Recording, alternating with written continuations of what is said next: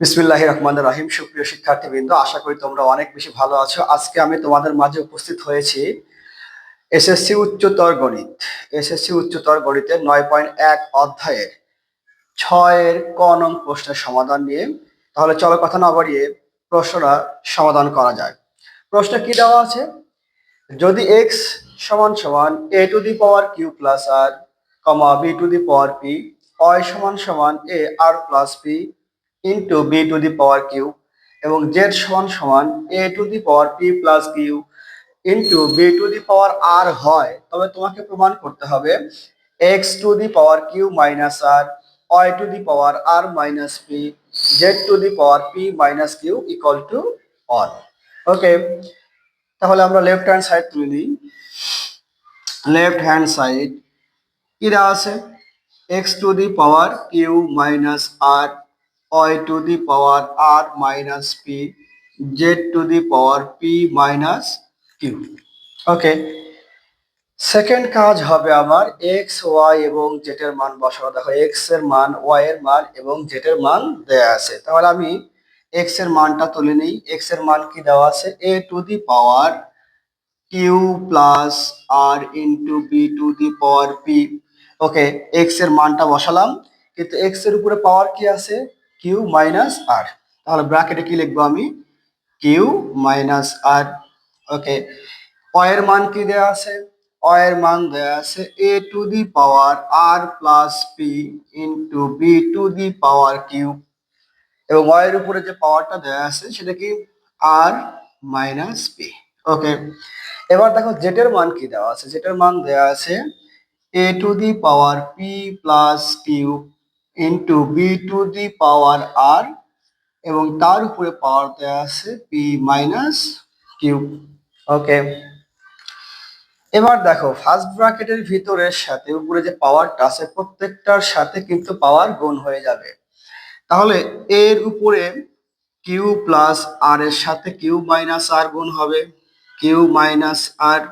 ওকে, এবং B to the power P আছে, পির সাথে কি গুণ হবে? P into Q minus R. Okay, এবার দেখো এখানে এর সাথে যে পাওয়ার আছে আর প্লাস পি, এখানে গুণ হবে আর মাইনাস পি এবং এখানে বি এর উপর কিউ ইন্টু কি হবে? আর মাইনাস পি।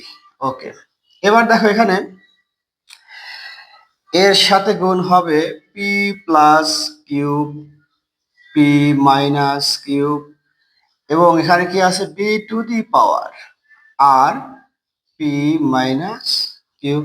ওকে, এবার প্রত্যেকটা পাওয়ার কি করবো আমি? এবার গুণ করে দিব। দেখো কিউ প্লাস আর, কিউ মাইনাস আর, তাহলে কিউটাকে যদি আমরা এ ধরি এবং আরটাকে যদি আমরা বি ধরি, তাহলে সূত্র কি আসে? A plus B into A minus B.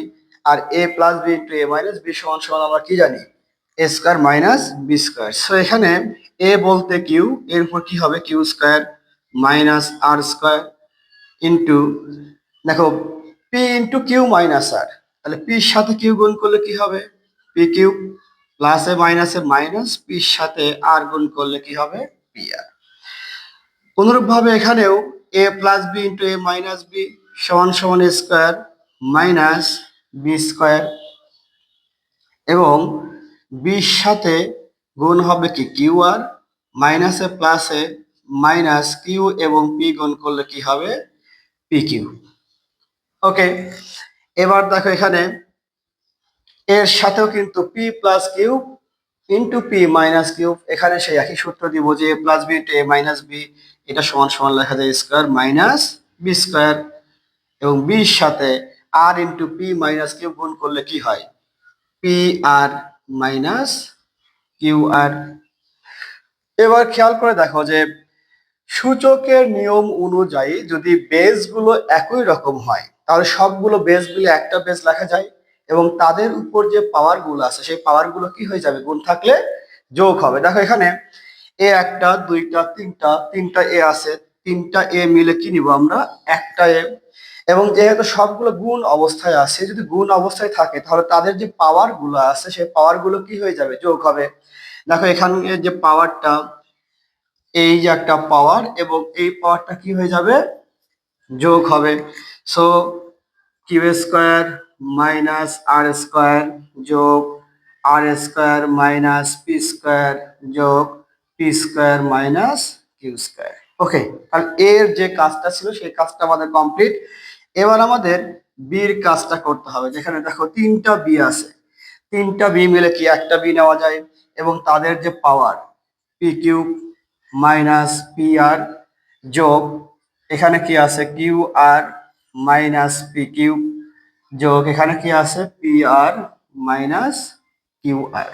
ওকে, এবার দেখো যে কিউ স্কোয়ার এখানে প্লাস, এই জায়গাতে মাইনাস কাটাকাটি করা যায়, আর প্লাস মাইনাস কাটাকাটি করা যায়, এখানেও কাটাকাটি করা যায়। তাহলে এর উপরে পাওয়ার হিসেবে কিছুই থাকলো না, তার মানে কি থাকবে, জিরো। অনুরূপ ভাবে বির উপরে দেখি তো পি কিউ কাটা যায়, পি আর কাটা যায়, কিউ আর কাটা যায়, তাহলে বির উপরে কিছু থাকে না, তার মানে কি থাকে, জিরো।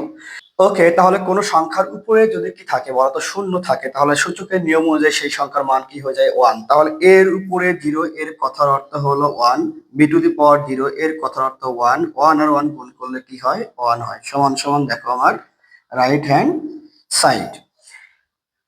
আশা করি তোমরা অঙ্কটা খুব সুন্দর করে বুঝতে পেরেছো। এই সমস্ত অঙ্ক যদি পেতে চাও আমাদের ইউটিউব চ্যানেল এবং ফেসবুক পেজটা অবশ্যই ফলো দিয়ে রাখবে। আজকে এই পর্যন্তই, আল্লাহ হাফেজ।